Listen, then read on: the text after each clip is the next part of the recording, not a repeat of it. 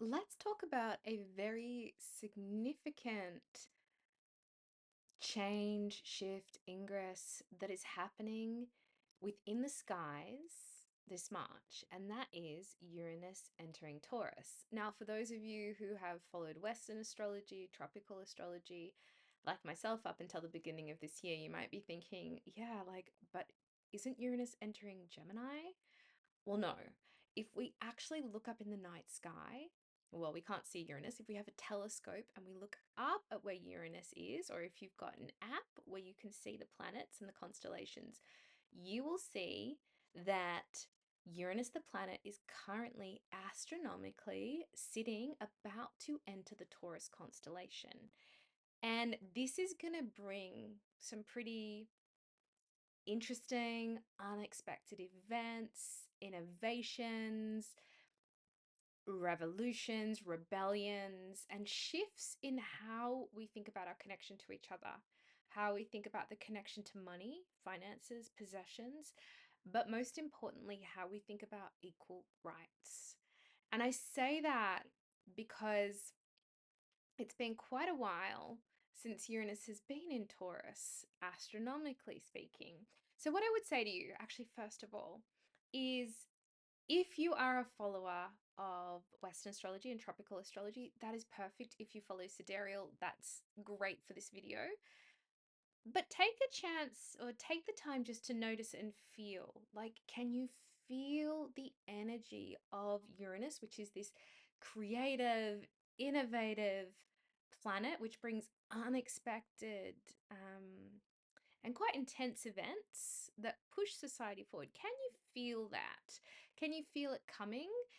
And also pay attention to the 19th of March when Uranus will move into Taurus for good. He gave us a little bit of a sneak peek last year between June and December, but he's now moving into Taurus and he'll be there from the 19th of March until the 20th of April 2032. So consider this. This video is all about what that means for the collective, but also for you in your astrology chart. Uranus is known as the Great Awakener. Now, although Uranus isn't looked at within Jyotish or Vedic astrology, I am still a firm believer in the fact that Uranus, as a planet of collective energy that is really understood in Western astrology, plays an important part. And I think we're going to see this. So, Uranus is the Great Awakener, he's the disruptor and the innovator. His style of innovation is to take nothing and make it something. So the energy we're walking into is like, it's almost like it doesn't even exist yet. We had inklings of it late last year, or the second half of last year, but what will be coming will build upon and create a future we don't necessarily see at the moment. It's the energy, Uranus, wherever he goes, regardless of sign, always brings massive progression, out of the blue ideas, insights, technology, wherever he goes, particularly as he is classically understood as ruling electricity and magnetism. So it's a planet that is also associated with revolution. And it will focus that revolutionary energy on whatever sign it enters into. So, as a general rule, with Uranus manifests as events. That's his role in the kind of the timekeeping of the cosmos. And we particularly see this with full moons, new moons, and eclipses whenever they are aspecting Uranus. So, really pay attention in the coming period of time. Whenever they're aspecting Uranus, we see his energy almost be released through the moon's cycle. So, although you might not feel it maybe directly on the 19th of March, listen to astrological forecasts that come up when the moon, the new moon, the full moon, or the eclipses have some kind of relationship going on with Uranus, because you will feel it get set off within you because the moon rules the mind, but also within the material realm, giving it really solid form as to what it's really about. Now, Uranus is going to be entering Taurus. What does that mean? Taurus is the great bull of heaven.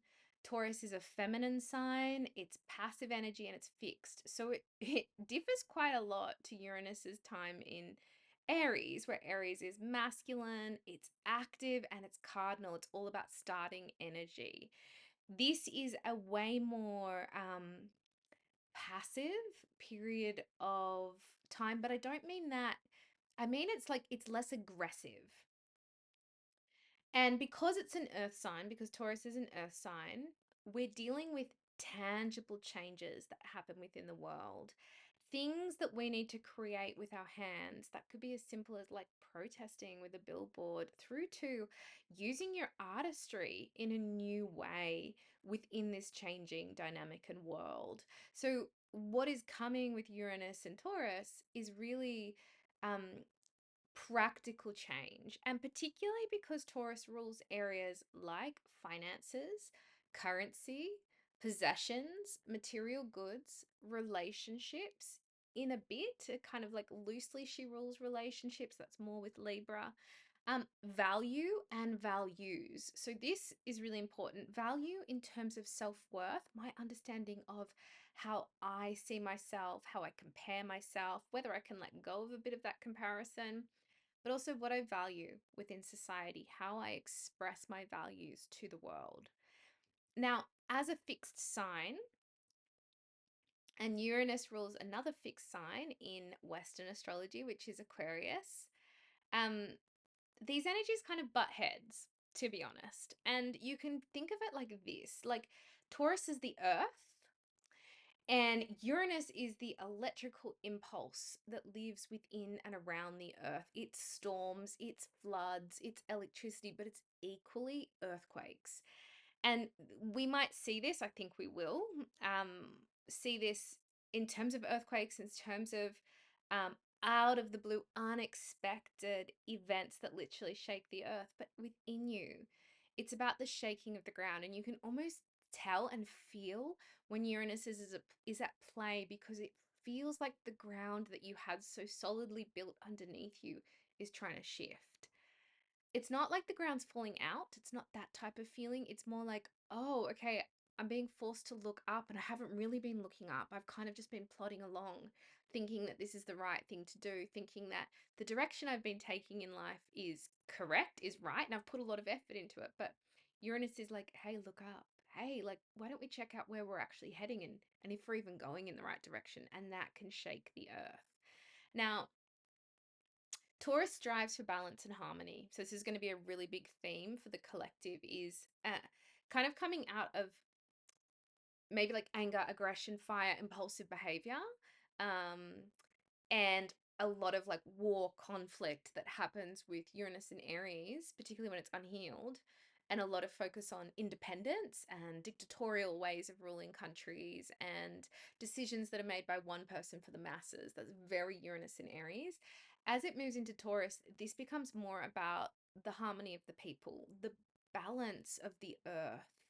It's not an aggressive sign, but it is determined. So, in the way that Aries is not, Aries, where Uranus has just been, is aggressive and it uses its fire to make things happen, to dive headfirst into things. Taurus doesn't. Taurus doesn't necessarily like diving headfirst into things, but what it will do is it will put down its feet. It will bury, like if you think of the ox or the cow, it will, if it doesn't want to move, it will not move. And this is where this kind of progressive energy comes from. It's really being determined in what you value, but being willing that Uranus will show you potentially where that value isn't aligned with the greater harmony of the planet. Now, Taurus rules artists, poets, lovers, the act of devotion in terms of spirituality. I actually find that quite funny when you think of Taurus being the bull and Kamadhenu, who's the wish fulfilling cow, and seen as the divine mother in India. That's the kind of energy that flows into Taurus. It's like this devotion to the thing that creates life. When you think of the cow, it doesn't just feed its children, its calves, it feeds us, it feeds people, it will feed other animals. It's this selfless giving that also lives within the sign. Now, it's a sign that also, and you might recognize this within you if you have a lot of Taurus placements or just coming into this transit, it's a sign that when it's got its mind fixed on something, it's very hard to change it. So we're going to be seeing where we have fixed ideas and ideals, um, and where those ideals are going to help create the future that will benefit the most, and also where those ideals need to change and they need an a crazy kind of unexpected event to be disrupted. This can mean that there's some inner stubbornness that comes up and resistance. And when we think about that, like the best thing we can do with resistance is shock it. Like when we have a fixed idea, there's nothing like an unexpected event to totally throw our life in another direction and get us to look up and look out.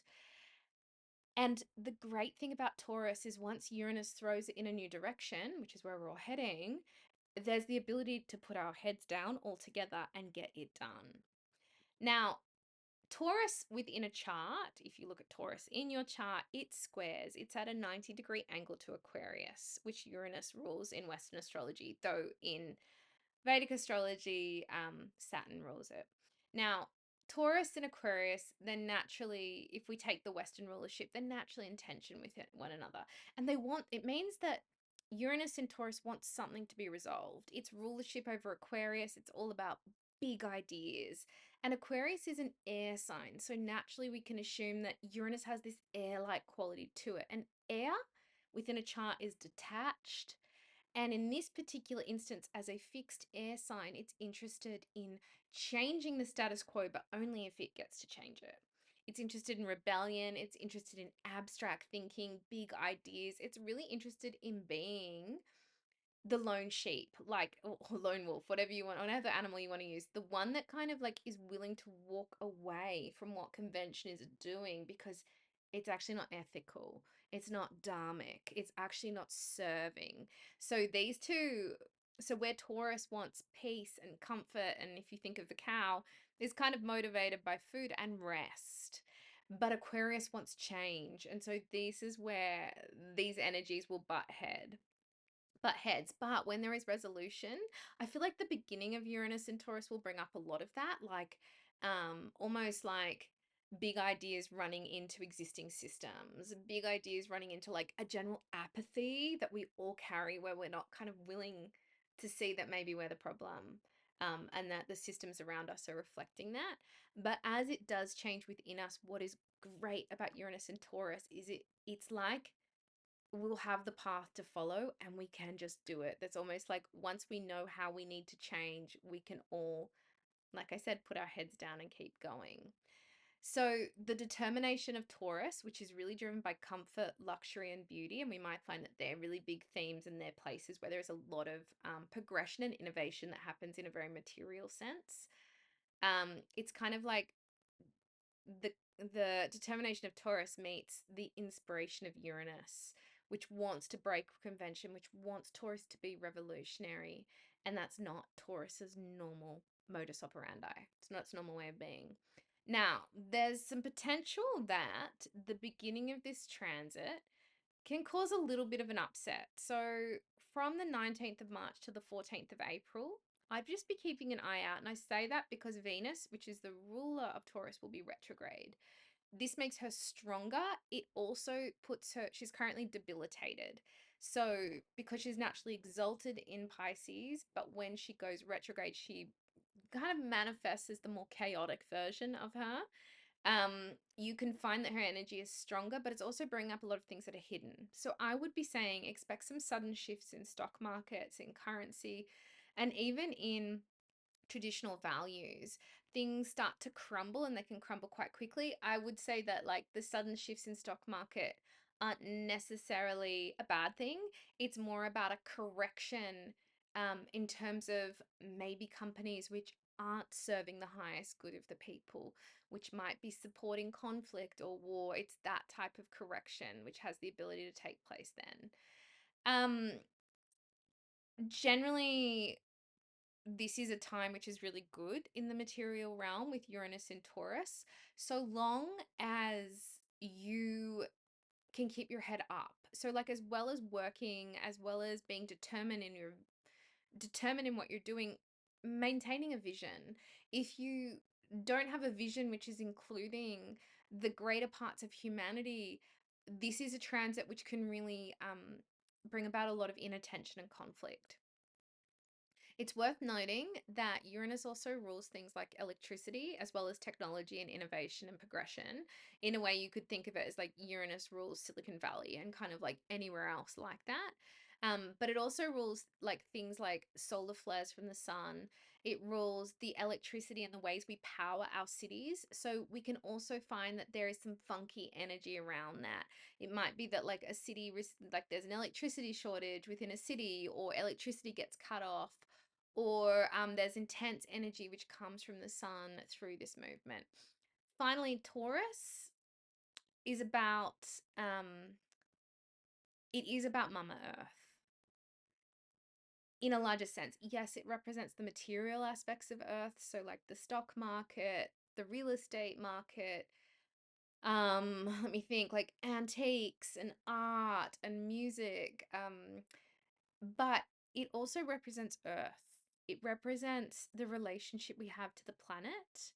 And so you can, and in terms of like how we value not just our own energy, but how we value the connection we have to the feminine energy, which is Gaia, which is Mother Earth. So we can also, there's a really big focus on that. I think my sense is this is going to be incredibly visionary. Now, who will this affect the most? If you're looking at your own chart, Uranus is a collective planet. It's going to affect all of us in varying ways. There are going to be certain countries, if you're living in certain countries, like I'd be saying like the US, Japan, Israel, Lebanon, Sri Lanka, and Italy, this will have a really big effect in those countries because in the country chart, their Uranus is in Taurus. So they're having their Uranus returns. It's quite a period of shift, progression, unexpected events, and evolution. But personally, it can also affect us. And particularly if you have fixed sign energy in your chart. So that's like you've got planets. And I don't mean your sun, I mean any planet in Taurus, Leo, Aquarius, or Scorpio. This is where it will probably most likely hit the hardest just because of the angles to those signs. And also, if you have a lot in Taurus, it's going to be very personal. So, if you know your chart, remember that this is a sidereal reading. So, you'll need to use the sidereal selection instead of using tropical astrology. You select sidereal, and I always choose Lahiri Ayanamsha as if it comes up as an option. So you'll need to use that if you're looking at your chart in relation to this video. I would be saying for this coming year, if you have any planets or points like the midheaven, the ascendant, and coli, or the descendant, sitting within the first 10 degrees of those fixed signs of Taurus, Leo, Aquarius, or Scorpio, this is going to be very significant in your life, and it can bring about incredible progression and unexpected changes and events. So it's really asking, like if you were to be like, how do I work with that? It's asking for you to be flexible. It's asking for you to be excited by those events, to see them as a means to progress and move forward. What tends to happen with that energy is oh, and just saying with that, um if you do have any planets in the first 10 degrees of any of those signs, also just pay attention to the moons that are going to be interacting with Uranus. Just keep your eye on like what you hear from astrologers or from myself. When there's a moon that's going to be interacting with Uranus, you'll find that that event really manifests then. But know that Uranus, what it can do is it can bring about new alternative ways of approaching life. So it will really push you away from the mainstream in ways that you don't even realize you're following the mainstream. It's really calling for you to liberate yourself, and calling for you to think bigger than maybe the traditional values you've been playing out. So I just want to talk about what has happened and some predictions for what will happen collectively when Uranus is in Taurus. I will link you below. I've written a full article on this. I will link below if you want to read more. But to understand what happens with Uranus in Taurus, we can look back on the previous two times it has ingressed into Taurus, and that's from the 31st of May 1940 to the 18th of April 1948. And the time before that was the 29th of May 1856 to the 14th of April 1864.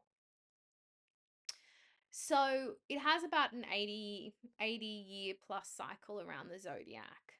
So we also had a little bit of a sneak peek as to what we can expect with this particular cycle when Uranus moved into Taurus from the 1st of June last year until the 12th of December last year. It gave us like a little bit of a taster of what's to come. And so I'll include some of what showed up then. So here are the big themes. First of all, the rise and decline of fascism and conflict for equal rights. It's a big theme. Every time Uranus has been in Taurus, there's been a war or conflict of some sorts focused on securing equal rights and also dispelling fascism and dictatorship, which came from its time in Pisces and Aries.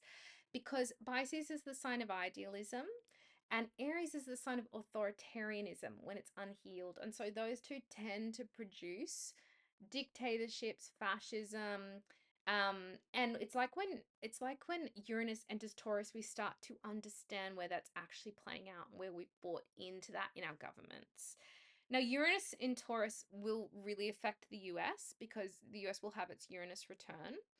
And I should mention that every time the US has had its Uranus return, it's entered a conflict or had its own inner mini civil war. But know that that conflict is always about securing equal rights. So it's not just conflict for conflict's sake or conflict to conquest, but rather it's more of a grassroots conflict. This will also affect Israel because it was established during the last Uranus and Taurus, and therefore it's actually having its first Uranus returns. It will also affect Japan, who has Uranus and Taurus, and other countries like Lebanon, Italy, and Sri Lanka. And that is just to say, if you are living in those areas, this will be particularly intense for you. So last time Uranus was in Taurus was the 31st of May 1940 to the 18th of April 1948. Now, it's important to note World War II was already underway during this period of time. But what happened when Uranus entered Taurus is Germany invaded France, and we had the Pearl Harbor attacks in Hawaii, or in the in Hawaii, which forced the US to enter the war. It also brought about D-Day, which was a big turning point in the war. And on the back of that, there was the fall of Berlin, the death of Adolf Hitler and Mussolini, as well as the start of the Cold War targeting communism. So you could sum this up by saying that the move of Uranus into Taurus brought an end to the Holocaust. It also brought an end to dictatorship within Europe, and it moved fascist or dictatorial authoritarian leaders out of the way in order to establish a level of peace. But conflict was necessary to create that peace. Now, in other parts of the world, India and Pakistan gained their independence from Britain's rule. There was also the creation of the United Nations, which I'm going to talk about in a separate point. And there was also the first Arab-Israeli war as the state of Israel was established. And so we can kind of get a clue as to what's coming, right? We can already see it now. Now, if we go a little bit further back, we see similar patterns. So if we go to the time before that, when Uranus was in Taurus, which was the 29th of May, 1856 to the 14th of April, 1864, this was a period when conflict was born out of the need for social change. It's a type of war or protest which was almost grassroots, and it was about creating progression in society. So, for example, we had the American Civil War, which was fought over the issue of slavery, the Indian Rebellion against British rule. We had the unification of Italy, the emancipation of the Russian serfs, which actually freed 23 million people who were in servitude within Russia, and the creation of the Red Cross. And essentially, this was a time where human rights were being recognized, equality was being demanded, but conflict was ensuing. So now, if we look, knowing that, now, if we look back to what was happening in June to December when Uranus entered Taurus and gave us like a little bit of a glimpse, this is what we saw. There was a really open understanding, almost like a download in the collective, that there are quite a few democracies at play that are actually fascist. and what does fascism mean? Fascism means the country's power is being held by a small group or one ruler. So being held by the elite or the 1%. Now, arguably, we could say that most democracies aren't democracies. They're actually a form of capital fascism. But I feel like there was the understanding that was what was actually happening. There was also things going on, like there was Congressman George Santos pled guilty to wire fraud and identity theft. South Korea's president, I don't know if you remember this, imposed martial law, and was then impeached because he accused his opposition of trying to overthrow free democracy. So again, a very fascist move again. Putin signed a decree to make it easier for foreign nationals who opposed neoliberalism to seek asylum in Russia. And there were huge protests against the genocide in Gaza, in Paris and Chicago, as well as at the Democratic Convention. I should say Paris and Chicago. They were like the big ones that were out, but like they were everywhere. It was worldwide. It's also interesting to note that during that period, there were 80 countries that had elections, including the US. One other thing to note here is that the US during this period of time agreed to supply long range missiles to Ukraine, which fundamentally intensified the Russian invasion, but also the fighting back and forth going between those two countries. Added to that, we had things like Ben and Jerry's suing the parent company Unilever for censoring their statements supporting Gaza. And we also had the three daughters of Malcolm X file a $100 million wrongful death suit against the CIA, the FBI, and the NYPD for their role in his assassination. So take that all in. What do we think we'll witness going forward from this point in time? It feels to me like Uranus in Aries has really been the slow rise in fascism again. And I would expect that Uranus in Taurus will actually weed that out.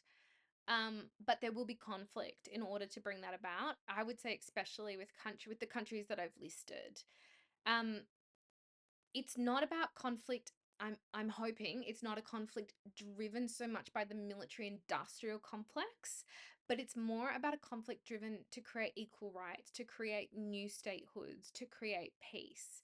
Remembering at the heart of the conflicts we have previously discussed, the aggressor is the imperialist or the fascist, and the kind of the energy taking it on is almost like the people or the third party that can step in to transform what's going on. This can also be a time of dismantling authoritarianism and opening up to the idea that all human life has value. I would just be saying keep your eyes on countries who are having their Uranus returns. US, Italy, Israel, Japan, Lebanon, and Sri Lanka. There'll be big news that comes out of those countries. So the second point, what else happens when Uranus is in Taurus? There's the creation of humanitarian aid bodies. So Uranus in Taurus has arguably produced two of the biggest bodies that serve peace within the world. The first was the Red Cross, which was created between, like, in that first period I spoke about when Uranus was in Taurus, 1856 to 64. And then we had the United Nations came about in the last or the most recent Uranus in Taurus ingress. And both still stand today, and both live to serve the international community. Both were created in response to violence in that time. But as Uranus enters Taurus permanently, I think what will happen is these two, and I think the UN in particular, will undergo a lot of pressure and almost be forced to transform in order to serve something new. So I feel like we're already seeing hints of that at the moment. Like if we look at what happened between June and December 2024, the US essentially intensified its oversight of the UN agencies, particularly those that were receiving US funding. They placed a lot of scrutiny on UNICEF and the UN Refugee Agency, and they asked them to even fill in questionnaires about their affiliation to communism, socialism, and anti-American sentiments. All very Uranus in Aries coming into Uranus in Taurus. And there was also discussion about the US withdrawing from the UN and fully isolating itself. What I think, this is a prediction, I'll just put it out there, what I think we will witness going forward is it feels like the UN is currently under a lot of pressure, but it will really have its reckoning during mid 2027 when it has its Uranus opposition. I think we could see the US withdraw from the UN or withdraw a lot of its support for the UN, but the establishment of a new body or a new way in which the UN runs. I also think there's the opportunity that there'll be a new peace body which is brought about on the back of a new conflict. That Uranus and Taurus, I feel like a lot of it has to do with the genocide in Gaza, but equally what's going on in Sudan, what's going on in the Congo, what's going on in Ukraine and Russia. I feel like this peace body could be potentially driven by citizens more or by a new world power and not the US. I wouldn't be surprised if the BRIC nations come together to create their own peace body. Third, we've got innovation in communication and energy. We really want to keep our eyes on what happens in tech, because conflict and technology always go hand in hand. Whenever there is a war, unfortunately, there is also a rapid increase in technology. As such, these are periods of intense innovation, and this development um, can also bring kind of like explosive energy to the tech sector. A consideration of new ways in which we might want to power the world beyond electricity. It also can bring up a lot of energy around space and space travel, but in a very practical sense. I wouldn't be surprised again if we see a lot of space travel happen during this period of time, but more in terms of like visiting a destination or more in terms of like it really affecting the material world.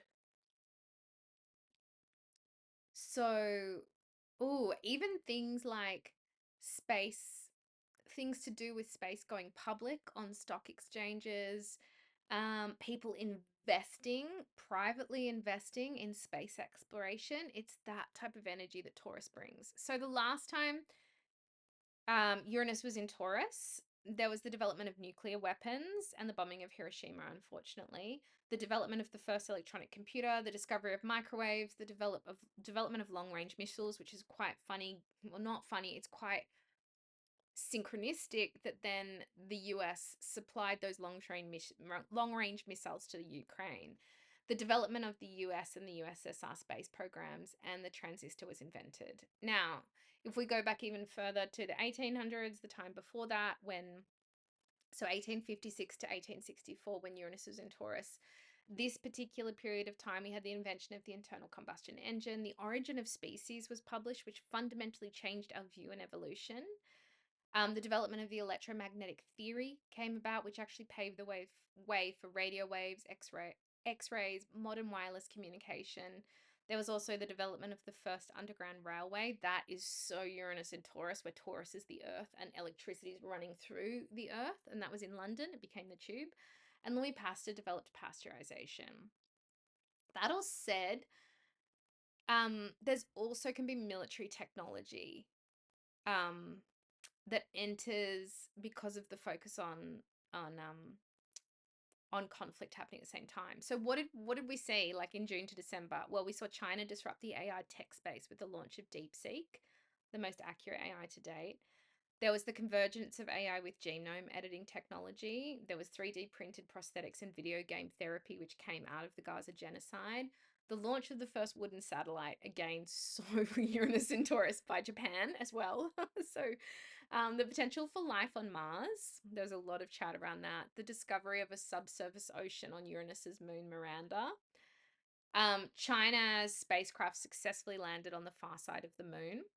There was also technology can also be like the absence of technology. So we also had like a nationwide blackout in Lebanon. And I would expect there'll be more of that kind of thing of like the lack of supply of energy, energy needing to be considered in a new way within some of the countries that are directly affected. And also BMW had to recall 720,000 vehicles for electrical issues. Again, so Uranus and Taurus. What do I think will happen? I think there's going to be a really big focus on new sources of energy. I think even though there's a lot of traditional fracking, oil-based businesses that are exploiting the resource of Mother Earth that seem to be going backward at the moment, I think what will happen is there will be fundamentally something unexpected that comes in, which brings about the uncovering of a new method of power, a new way of powering. And that could even be like the expansion of solar technology, but it could also be something else. There'll also be a shift in communication. So almost like what comes after the phone, what comes after wirelessly speaking. I'm really hoping it's not things that are put into the body. Obviously advancement in military technology, and I think there'll also still be a big focus on space travel, but the privatization of space travel. It's also going to be an immense period of growth for AI, but that has a little bit, kind of a little bit to do with Pluto, but also to do with Uranus. Final point, floods, earthquakes, and volcanoes will make big news. Now, regardless of what sign Uranus is in, whenever there is a moon, an eclipse aspecting Uranus, we tend to have a flood, an earthquake, or a volcano. I think this will be bigger news because we're talking about Taurus, which is the earth. And we already saw it during June to December 2024. We had Hurricane Helene, which was huge news. We had the floods in southeastern Spain, which were totally unexpected. And so just being aware again of like when the moon is aspecting. So what I mean by aspecting, when the moon is with Uranus, when it's square Uranus, when it's opposed Uranus, that type of thing.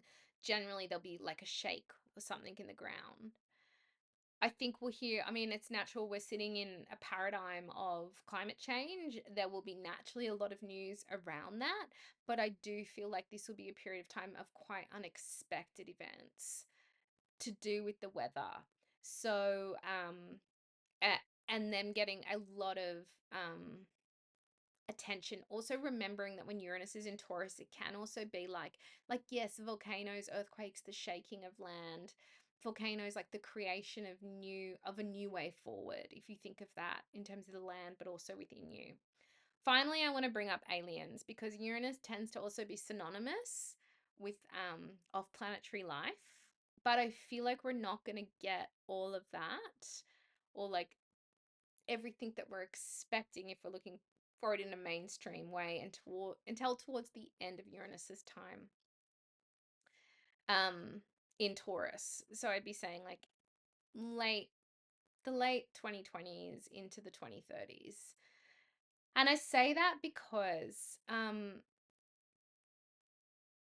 like the last time, right towards the end of the last time Uranus was in Taurus, we had the Roswell UFO incident. Now, regardless of what you think that was about, what was happening, I think we can expect more of that energy coming up during this time. So, whether that's like a cover up, or whether it's the US government, or whether it's true, or whether it's not, doesn't matter. It's going to be in the public psyche. There'll be an interest in things that are happening off planet, naturally because of space travel, but also naturally this idea of like, is there life beyond Earth? Obviously there is, just not at the not in the physical dimension, or not necessarily in the physical dimension.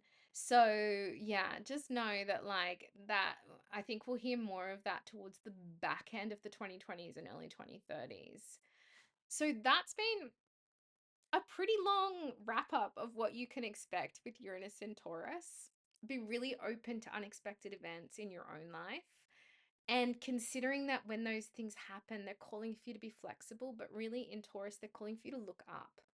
Like if you think of Taurus as like the bull that's plowing, it's like Uranus comes through and it's like, are you even in the right field? Like, is this actually going to be of the greatest service to you? Are you learning anything? It's time to look up and consider that, hey, maybe there's a field over there, or maybe there's a way forward over here. It forces Taurus out of its stubbornness. It wants to use Taurus's stubbornness because Taurus will get things done, but it wants to do it in a way where, first of all, it's like, hey, let me like throw that lightning bolt down. Let me give you that event where it forces you to look up, to take stock, to give yourself a moment where it's okay not to be busy, to be in the inspiration of Uranus. So I'm wishing you a wonderful time during this ingress. I will put a link to the article below, which is up on the website, giving you more detail. And obviously, if you want to really know what's happening for you with the particular play with Uranus or something else in your chart, I'll put a link to the one-on-one readings I conduct below also.